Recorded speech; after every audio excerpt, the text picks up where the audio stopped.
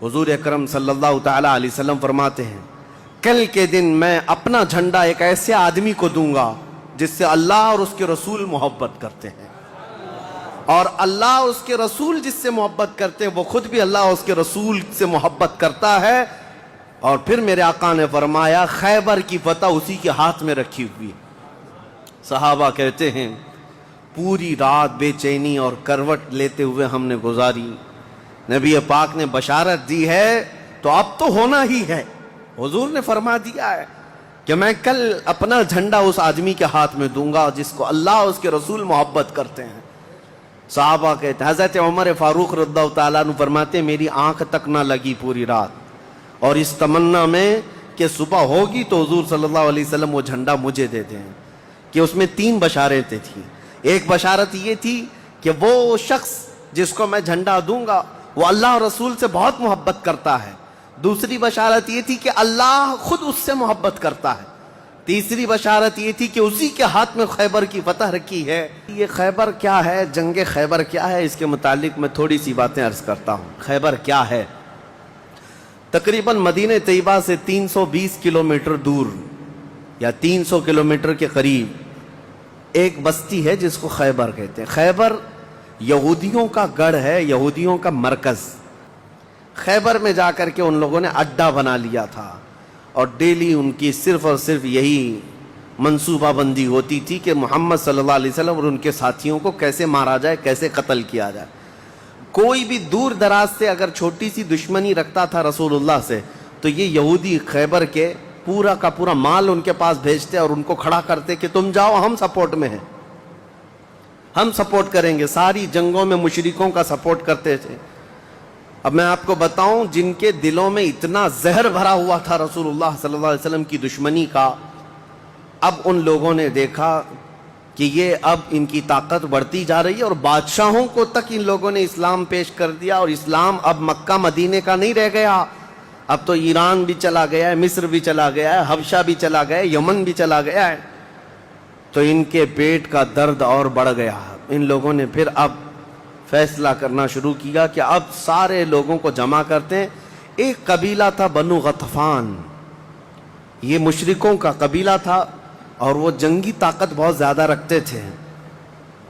اس وقت عرب میں وہ نڈر مانے جاتے تھے۔ یہودیوں نے ان کو بلا کر کے جنگ کا پلان کیا کہ مدینے پر اچانک چڑھائی کریں گے اور تہس نہس کر کے رکھ دیں گے، کسی کو خبر بھی نہ ہو، پورے مدینے کی اینٹ سے اینٹ بجا دیں گے۔ انہوں نے پلان کیا راتوں رات، لیکن مخبر صادق رسول اللہ صلی اللہ تعالی علیہ وسلم کا حال یہ ہے اور کوئی غیب کیا تم سے نہاں ہو بھلا۔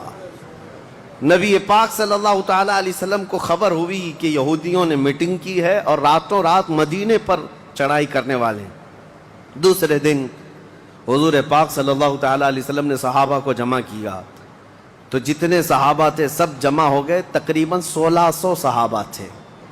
1600 صحابہ مدینہ طیبہ سے نکل پڑے حضور کے ساتھ کہ ان یہودیوں کو خیبر سے نکلنے سے پہلے ان کا راستہ ہم روکیں گے کہ مدینے پر کوئی بھی چڑھائی نہ کر سکے۔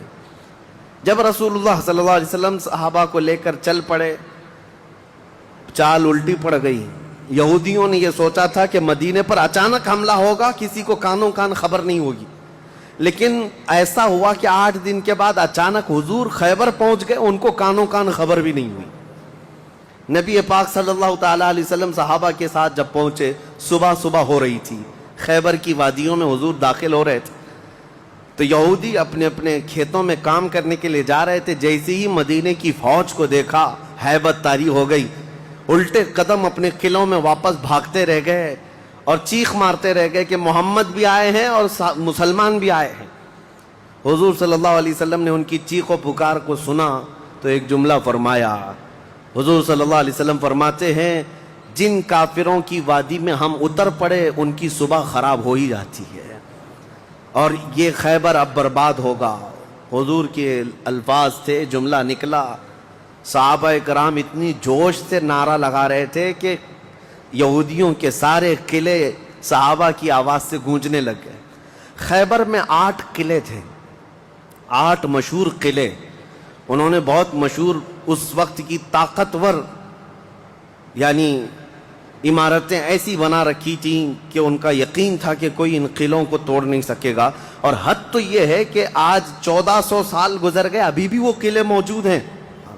अब नबी पाक सल्लल्लाहु ताला अलैहि वसल्लम खैबर जब पहुंचे, 1600 सहाबा हैं। अब सुनिए, एक किला नाइम था जिसमें सारा जखीरा था, खाना पानी और सब कुछ वहां पर था, और उसकी जिम्मेदारी सलाम बिन मुश्किम नाम का एक यहूदी, वो बहुत ही बुग़्ज़ और अदावत में भरा हुआ यहूदी था, उसके जिम्मे थी।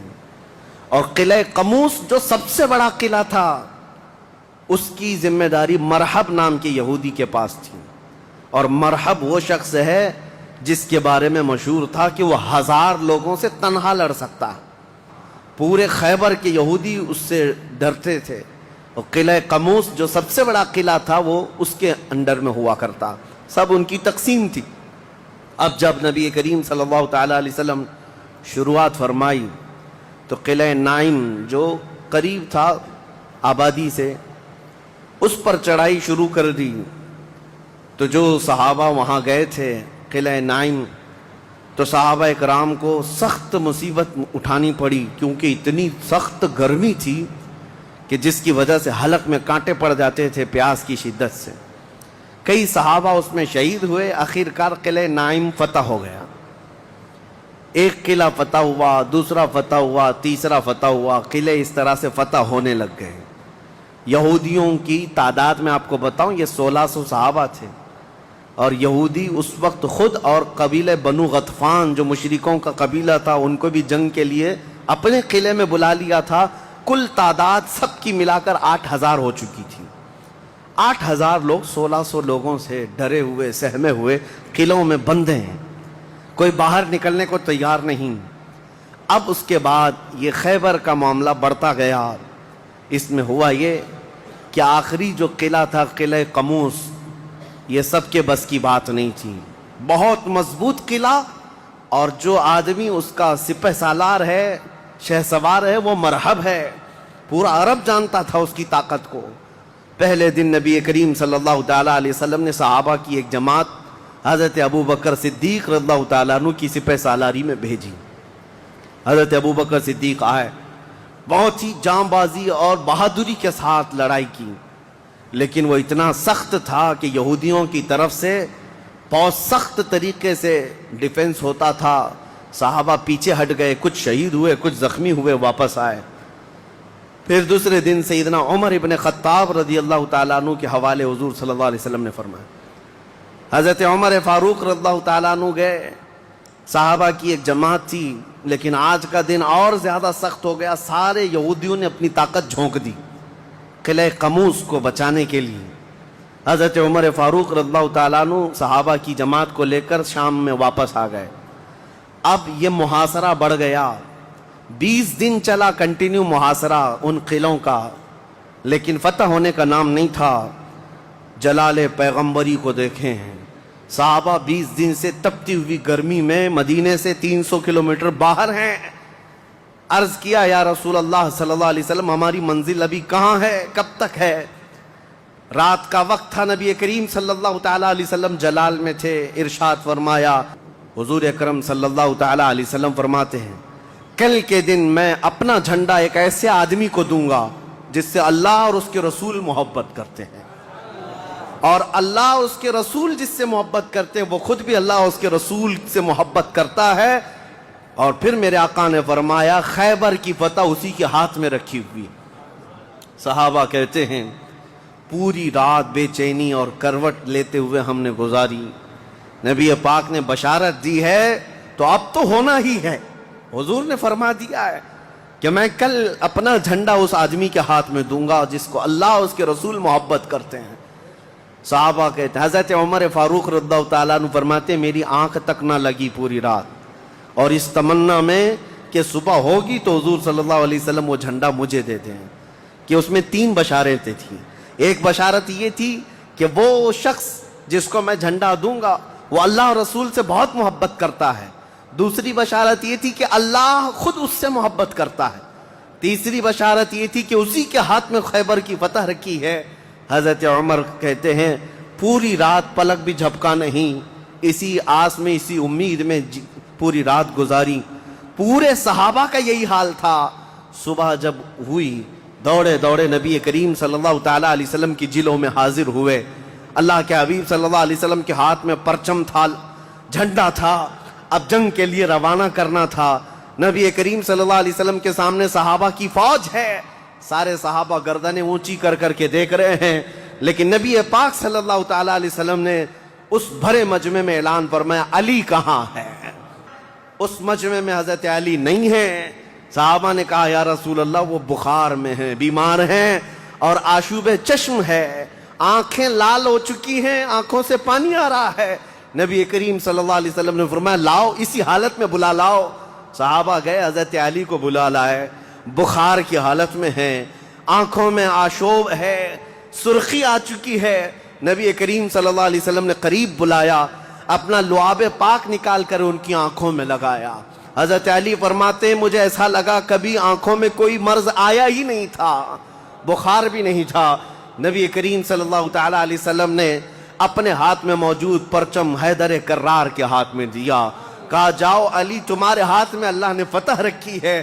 حضرت علی کرم اللہ وجہہ الکریم اپنے ہاتھ میں پرچم لے کر کے جب قلعہ قموس کی طرف بڑھتے ہیں, جانتے ہیں وہ تاریخ کا وہ عظیم دن ہے, محرم کی غالباً 9ویں تاریخ ہے, کہ یہ ایک تاریخ کا ایسا حصہ ہے جس سے ساری باتیں آگے کی فتوحات جڑی ہوئی ہیں. کیوں میں آپ کو بتاتا ہوں. حضرت علی جس انداز سے جا رہے تھے اس وقت لوگوں کے اندر ہیبت طاری تھی, صحابہ آپ کے ساتھ تھے. جیسے ہی قلعہ قموس کے پاس گئے, سیدھے حضرت علی کرم اللہ وجہہ الکریم نے للکار کر کے مرحب یہودی کو بلایا کہ باہر آ جا اپنے قلعے سے اور مجھ سے مقابلہ کر. وہ ہاتھی کی طرح سے ڈیل ڈول رکھتا تھا اور خرامہ خرامہ سامنے آیا اور للکار کر کے کہنے لگا تمہیں معلوم ہے پورا خیبر مجھے جانتا ہے کہ میں مرحب ہوں. شعر پڑھ رہا تھا, پورا خیبر جانتا ہے کہ میں مرحب ہوں, سر سے لے کر پیر تک ہمیشہ ہتھیار میں رہتا ہوں اور نہایت ہی تجربہ کار آدمی کہ جس کا وار کبھی خالی نہیں جاتا ہے. اس کے جواب میں مولا علی کرم اللہ وجہہ الکریم فرماتے ہیں تجھے پتا ہے میری ماں نے ہی میرا نام حیدر رکھا ہے. حیدر کا مطلب ہوتا ہے شیر, میری ماں نے میرا نام حیدر رکھا ہے. ہیبت ناک شیر جب بھوک کی وجہ سے کچھار میں دہاڑتا ہے اس کو حیدر کہا جاتا ہے. جب یہ رجزی اشعار کا تبادلہ ہو رہا تھا, وہ یہودی مرحب جو سر پر ٹوپی پہنتا تھا ویسی ٹوپی لوہے کی کسی کے پاس تھی نہیں, جسم پر جو لوہے کا خود لباس ہوتا تھا ویسا لباس کسی کے پاس نہیں تھا. مقابلے میں وہ آیا اور اس نے حضرت علی کرم اللہ وجہہ الکریم پر بہت تیز وار کی, لیکن وار خالی گیا. حضرت علی کرم اللہ وجہہ الکریم پر کوئی وار نہیں آیا. پلٹ کر جب حیدر کرار نے وار ماری تو اس کی خود کو ٹوپی کو کاٹتا ہوا یہاں تک کہ اس کے جبڑوں تک حضرت علی کی تلوار آ گئی, اس کے دانتوں کو تک کاٹتی ہوئی آ گئی. اس کے بعد دوسرا وار بھی نہیں پڑا تھا کہ مرحب زمین پر ڈھیر ہو کر تڑپنے لگ گیا. اتنا ہی نہیں ہے کہ یہ منظر دیکھ کر کے جتنے یہودی تھے سب کے سب ٹوٹ پڑے. کس پر؟ حیدر کرار پر. اکیلے بطل جلیل ہیں, جس طرف سے آتے تھے صحابہ کہتے ہیں حضرت علی کی تلوار اس دن جو چمک رہی تھی ہمارے جسموں میں ہیبت طاری تھی, کبھی ادھر چمکتی ہے کبھی ادھر چمکتی ہے. حضرت علی کی تلوار نے اتنے وار کیے کہ یہودیوں کی صفیں درہم برہم ہو گئی.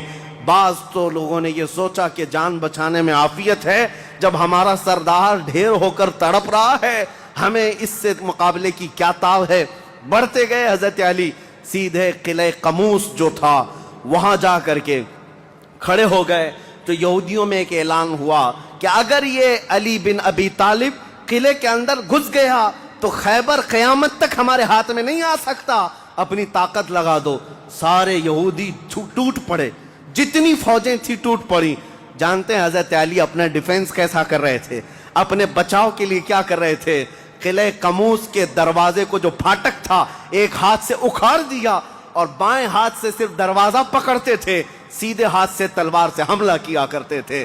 ایک ہاتھ میں دروازہ لے کر کے ڈیفنس کر رہے ہیں, ڈھال بنائے ہوئے ہیں, جہاں سے تیر آئے یا تلوار آئے اس دروازے سے آپ نے اپنے آپ کا ڈیفینس کیا ہے۔ صحابہ کہتے ہم دیکھتے رہے، وہ دروازے کو ایسے اپنے ہاتھ میں نچا رہے تھے جیسے کوئی چھوٹا کھلونا اپنے ہاتھ میں نچایا جاتا ہے۔ حضرت علی کرم اللہ وجہہ الکریم نے اس قلعے کا پھاٹک توڑ دیا جس کو 20 دنوں سے صحابہ جا کر کے آ رہے تھے، توڑ نہ سکے تھے۔ پھر اس کے بعد جب جنگ ٹھنڈی ہوئی، بعض لوگ یہ کہتے ہیں کہ قلعے کا پھاٹک اٹھا کر کے پھینک دیا، پھینکا نہیں، پوری جنگ بھر حضرت علی اس دروازے کو پکڑ کر کے جنگ کرتے رہے اور قلعے کے اس دروازے کو اپنی ڈھال بنائے رہے۔ جب یہودی سرد پڑ گئے، ٹھنڈے پڑ گئے، تو اس قلعے کے دروازے کو آپ نے اٹھا کر پھینک دیا۔ صحابہ کہتے ہیں ہم بعد میں، چونکہ وہ راستے میں پڑا تھا، اٹھانے کے لیے گئے تو 40 صحابہ مل کر کے اس دروازے کو اٹھا نہ پا رہے تھے۔ جو تنہا حیدر کرار اتنی دیر تک اپنے ہاتھ میں لے کر کے لڑتے رہے۔ کون ہے یہ حیدر کرار؟ یہ وہی حیدر کرار ہے جب رسول اللہ صلی اللہ علیہ وسلم نے مکہ مکرمہ میں سب سے پہلے اسلام کی دعوت دی تھی تو مکہ والوں نے انکار کیا تھا۔ 9 سال کا ایک بچہ کھڑا ہوا تھا، کہا یا رسول اللہ میں آپ کے دین کی حمایت کروں گا۔ پتلی پتلی ٹانگیں تھی، کمزوری تھی۔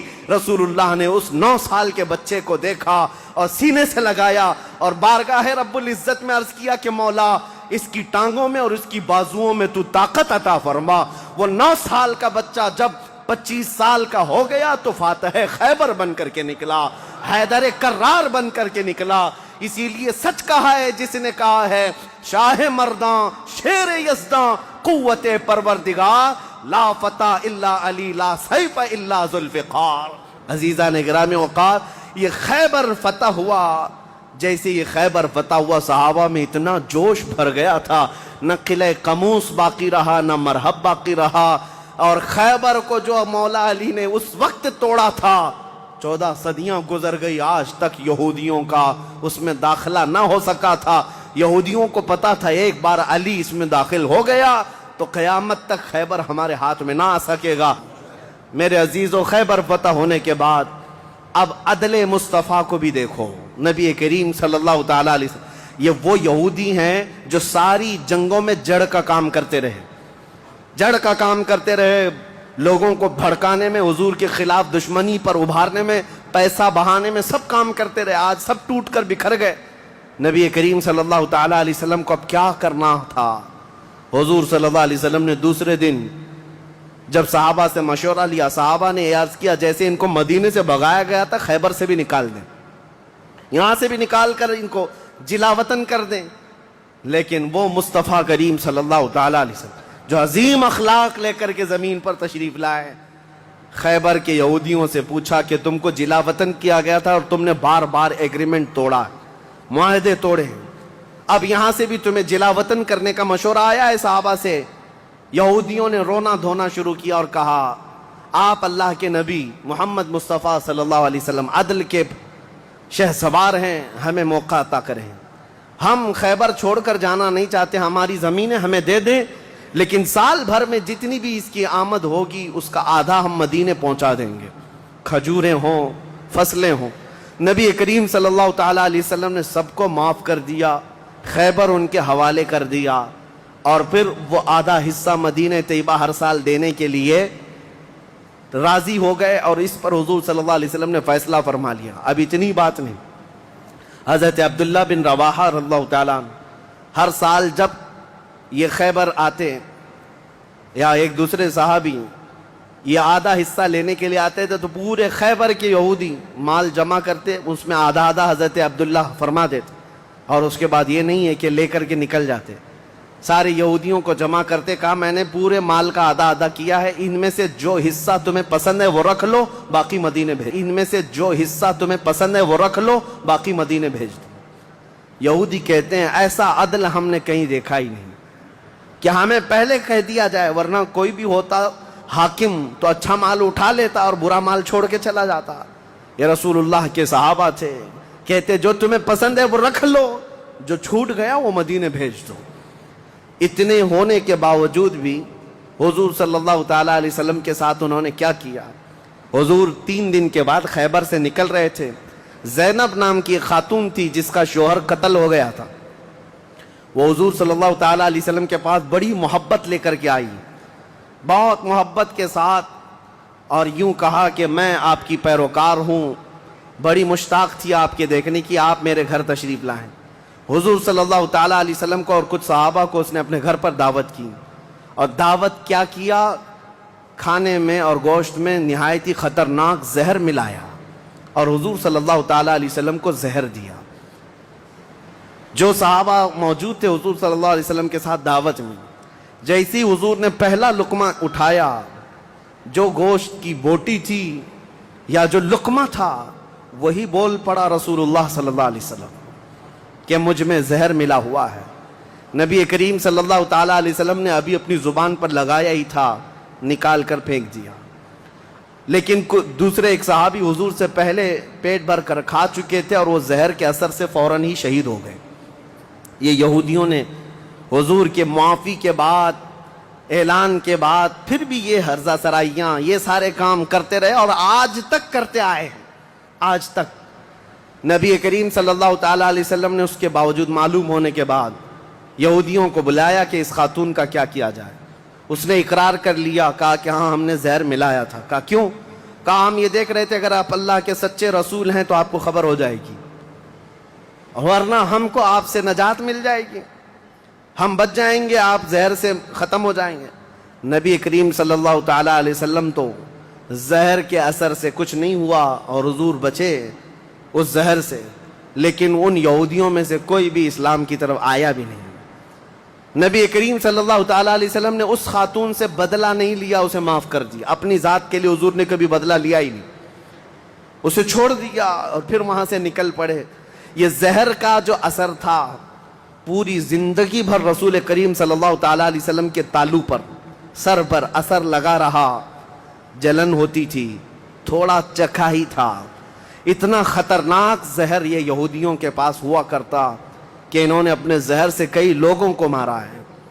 یہ یہودی ایسی قوم ہے جس پر اللہ تعالیٰ نے قرآن میں لعنت فرمائی، یوں ہی نہیں۔ بعض لوگوں کو لگتا ہے کہ بار بار اس ٹاپک پر کیوں ہیں؟ ارے میاں، ہم ہر نماز میں یہ کہتے ہیں غیر المغضوب علیہم ولا الضالین، سورہ فاتحہ کے آخر میں۔ المغضوب کا مطلب ہے جس پر اللہ کا غضب ہوا، وہ قوم یہودیوں کی ہے۔ سورہ فاتحہ میں ہم اللہ کی بارگاہ میں پناہ مانگتے ہیں کہ اللہ جس قوم پر تیرا غضب نازل ہوا، اس قوم سے ہمیں بچائے رکھ، ان کے راستے سے ہمیں بچائے رکھ۔ عزیزان گرامی وقار، سیرت کا یہ حصہ تھا 6 ہجری کا۔ میں نے جو شروع میں بات کی تھی اس کو کمپلیٹ کر دیتا ہوں کہ ساری جنگوں کا دار و مدار پھر خیبر پر کیوں ہے۔ اس کی وجہ تھی کہ 6 سال تک جب سے مدینے میں حضور تھے، وہ گٹھ جوڑ کی جیسے سچویشن تھی، کبھی یہودیوں کے ساتھ مل کر کے مشرکوں سے لڑتے تھے، لیکن جب خیبر فتح ہوا، خیبر میں سب سے بڑی طاقت تھی یہودیوں کی، پیسہ سب سے زیادہ تھا، جنگی طاقت سب سے زیادہ تھی۔ جیسے ہی خیبر فتح ہوا، ایران بھی کانپنے لگ گیا، روم بھی کانپنے لگ گیا، مصر بھی کانپنے لگ گیا، سارے بڑے بڑے ممالک جو ہیں وہ مسلمانوں کی ہیبت سے کانپنے لگ گئے۔ اسی لیے ہم کہتے ہیں دنیا کی جتنی فتوحات بعد میں ہوئی، وہ ڈر اور خوف ان کے دلوں پہ ایسا سوار تھا کہ انہوں نے خیبر کے ٹکڑے کر کے رکھے ہیں، لہٰذا مسلمانوں کے مقابل میں آنے کی کوئی جرات نہ کر سکا۔ اسی لیے ہم کہتے ہیں باقی ساری فتوحات کا صحرا بھی خیبر کے فاتح مولا علی کرم اللہ وجہہ الکریم کے سر جاتا ہے۔ اسلام کی فتوحات کی بنیاد حیدر کرار کے سر پر جاتی ہے۔ اللہ کریم زندگی بھر ہمیں مولا علی کرم اللہ وجہہ الکریم کے عاشقوں میں شمار فرمائے۔ کریم خدا ارحم الراحمین مولا تیرے حبیب پاک صلی اللہ تعالیٰ علیہ وسلم کے جلوں میں زندگی عطا فرما، ان کے قدموں میں ہمیں موت عطا فرما۔ وآخر دعوانا الحمدللہ رب العالمین۔ السلام علیکم۔